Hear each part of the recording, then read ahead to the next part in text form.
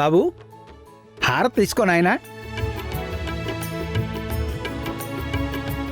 ఎంత బాగా పాడేవయ్యా. ఆ రాముల వారి మీద భక్తి లోపల నుంచి పొంగుకుంటూ వస్తున్నట్టుంది.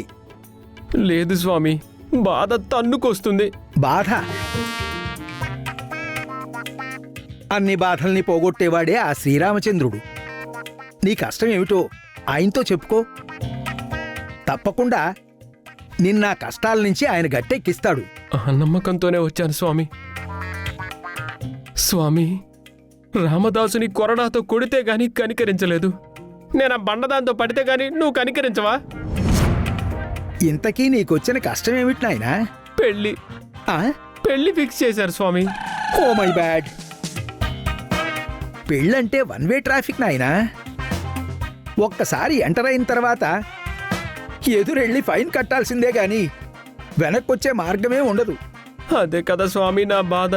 మగ పుట్టుకు పుట్టాక ఆడదాని మెళ్ళలో తాళి కట్టగా తప్పదు, వాళ్ళ చేతిలో అవస్థ పడకా తప్పదు. భయపడకు. పెళ్ళంటే నాకు భయం లేదు స్వామి. దాన్ని చేసుకోవడమే నాకు ఇష్టం లేదు. నేను ఎలా ఉన్నాను చెప్పండి? నీకేమిటి నాయనా, అచ్చం హీరోలాగా స్లిమ్ముగా ఉన్నావు. కానీ అది మాత్రం డ్రమ్ములా ఉంటుంది స్వామి. గ్యాస్ సిలిండర్ లాగా పైనుంచి కింద వరకు ఒకటే ఆకారం. అందుకే నా కష్టాన్ని ఆ దేవుడు తీరుస్తాడో మీరు తీరుస్తారో, లేకపోతే మీరిద్దరూ కూడబలుక్కొని నాకేదైనా దారి చూపిస్తారో చెప్పండి స్వామి. దీనికి ఒక దారుంది బాబు. ఏంటి స్వామి అది?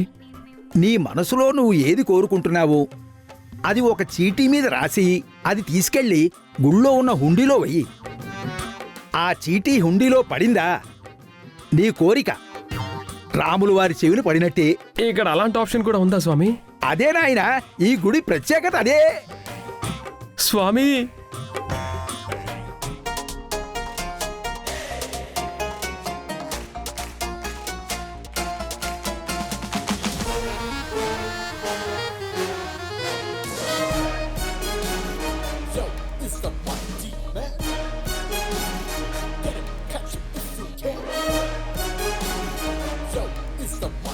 స్వామి, ఆ బండదాన్ని చేసుకోవడం నాకు ఇష్టం లేదు కాబట్టి మా ఇద్దరికి పెళ్లి జరగకుండా చేయి స్వామి.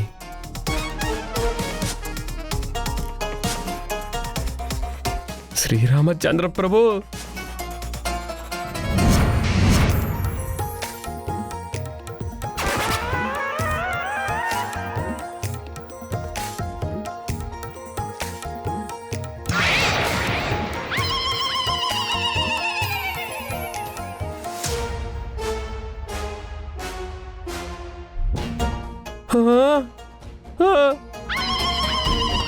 దేవుడా! అయ్యో అయ్యో అయ్యో, ఏమిటి నాయనా, ఏమైంది? ఎందుకలా గావుకేక పెడుతున్నావు? కుండీలో పడాల్సిన చీటీ ఈ బకెట్లో పడి గంగార్పణం అయిపోయింది స్వామి.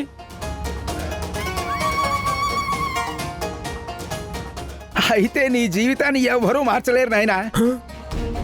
అంటే నువ్వెవరినైతే పెళ్లి చేసుకోవడానికి భయపడుతున్నావో ఆ అమ్మాయినే దేవుడు నీకు ఫిక్స్ చేసేశాడు. ఇప్పుడు ఏం చేయాలి స్వామి?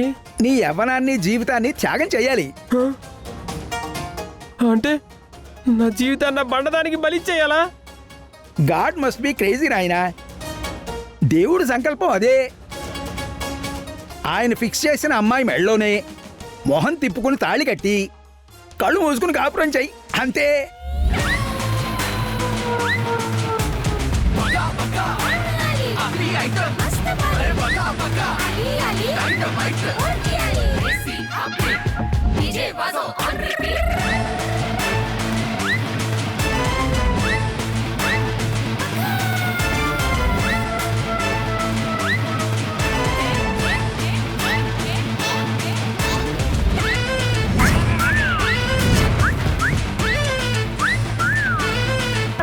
అమ్మా ధర్మం చేయండి అమ్మా.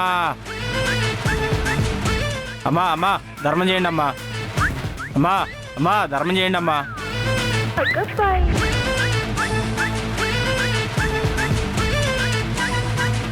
ఏయ్! బావగారు, ఛీ, ఏంటి చరణ్ ముష్టి వాళ్ళతో కూర్చున్నా? ఆహా. ఇలా చేతిలో చిల్లరేస్తారని తెలియక అసలు ఏమైంది బావగారు? నీ మనసులో నువ్వు ఏది కోరుకుంటున్నావో అది ఒక చీటీ మీద రాసి అది తీసుకెళ్ళి గుళ్ళో ఉన్న హుండీలో వెయ్యి. ఆ చీటీ హుండీలో పడిందా నీ కోరిక రాములు వారి చెవిని పడినట్టే.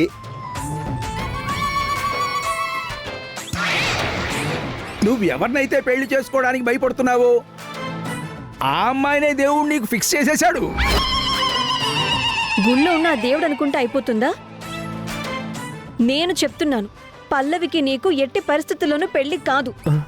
ఈ వినడానికి చాలా బాగుంది. మళ్ళీ చెప్పు. అవును బావగారు, మేముండగా ఈ పెళ్లి జరగనివ్వము. మీరు చెప్తుంటే ధైర్యంగానే ఉంది, కానీ జరుగుతున్న ఇన్సిడెంట్స్ చూస్తుంటే ఏం జరుగుతుందోనని భయంగా ఉంది. ఆ పల్లవి పేరు తలుచుకుంటేనే నా ఒళ్ళు మండిపోతుంది.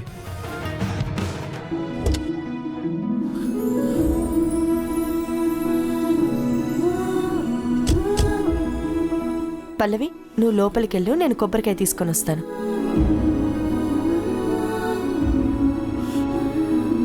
అది గాని నాకెదురు పడితే దాని కంఠం కొరికేస్తాను. దాని కింద పడేసి పీక మీద కాలేసి కస కస కస తొక్కేస్తాను.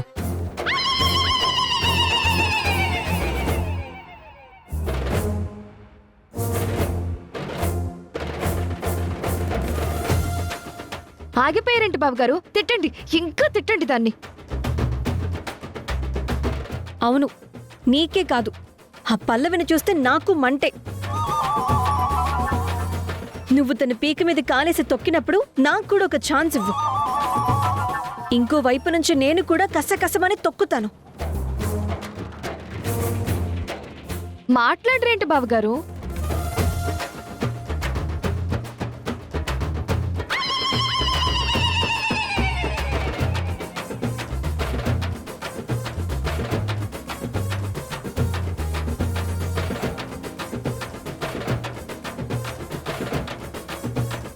ఏంటి, ఇంట్లోనే అనుకుంటే గుడిలో కూడా నాకు పడే ఏడుస్తున్నారా ముగ్గురు? అది ఏడుపు కాదు, కోపం, పగ. ఎందుకో?